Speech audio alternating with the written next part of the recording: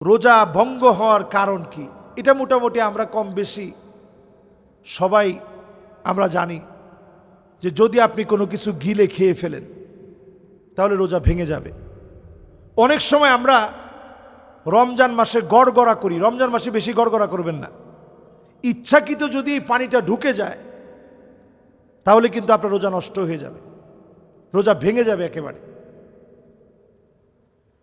যদি আপনি খানা খাচ্ছেন এমতো অবস্থায় আজান হয়ে গেছে, আমাদের দেশে কিন্তু একটু লেটে আজান দেওয়া হয়, সাহারি গ্রহণ করছেন তখন আজান দেওয়া হয়ে গেছে, তাহলে এই রোজাটা আপনি ওই দিন না খেয়ে রেখে ফেলবেন, রোজাটা ঠিকই রেখে ফেলবেন। পরে আবার আপনি এটার জন্যে, যেহেতু আপনি আজানের সময় আপনার মুখে খাবার ছিল, এই রোজাটা পরে আপনি কাজা আদায় করবেন, একটা রোজা রাখবেন। কেউ যদি নাকে পানি দিতে গিয়ে অসতর্কতা একেবারে ভিতরের দিকে নিয়ে যায়, এই পানি যদি ভিতরের দিকে ঢুকে যায় তাহলেও কিন্তু অজু সম্পূর্ণ নষ্ট। যদি অজুর সময়, এই কথাটা এখান থেকে কেটে দিতে হবে, অজুর সময় নাকে পানি দিতে গিয়ে যদি সেই পানি ভিতরের দিকে ঢুকে যায় তাহলে অবশ্যই আপনার রোজাটা নষ্ট হয়ে যাবে।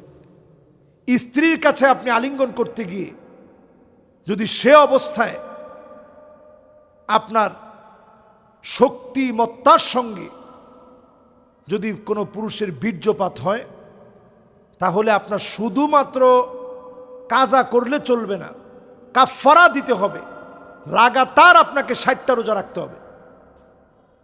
আমরা রোজাকে বড় হালকা মনে করি, সহজ মনে করি, লাগাতার রাখতে হবে একটা রোজার জন্য।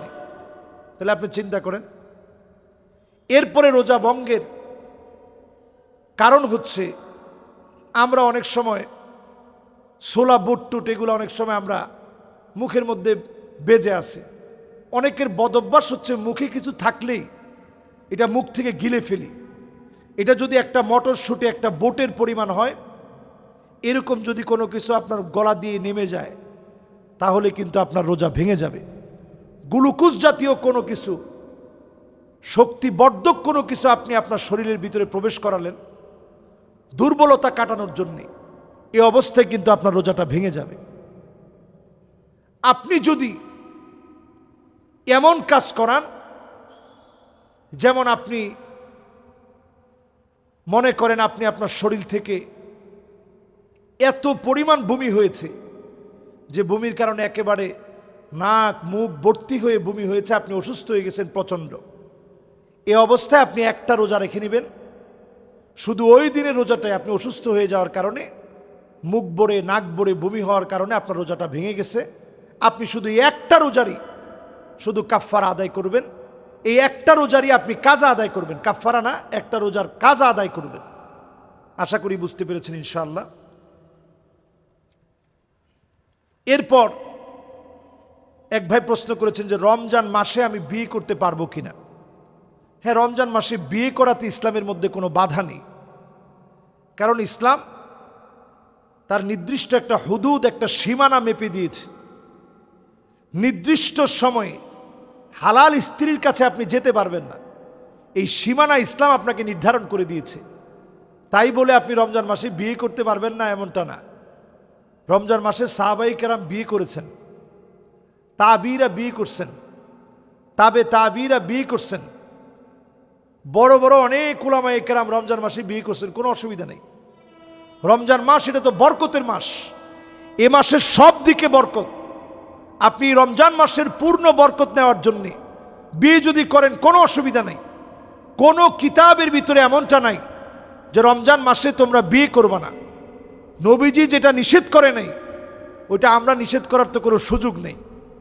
রমজান মাসের একটা বড় সময়, আপনি আমি এটা মনে না করি যে স্ত্রীর কাছে গেলে মনে হয় গুনাহ হবে, বরং স্ত্রীর হাত ধরলে সওয়াব হয়, চেহারার দিকে তাকালে সওয়াব হয়, মিষ্টি কথা বললে সওয়াব হয়। লিকুল্লি বুদআতিন সাদাকা, প্রত্যেকবার সহবাসে মিলিত হলে সওয়াব হয়। সাহাবায়ে কেরাম বললেন ইয়া রাসূলুল্লাহ এখানেও সওয়াব। নবীজি বললেন তুমি যদি হারাম পথে যাও যেমন গুনাহ হবে, হালাল পথে আসলে তেমন সওয়াব হবে। সুবহানাল্লাহ বিহামদি।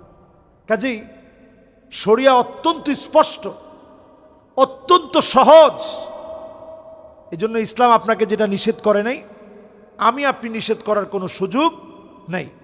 আশা করি বুঝতে পেরেছেন।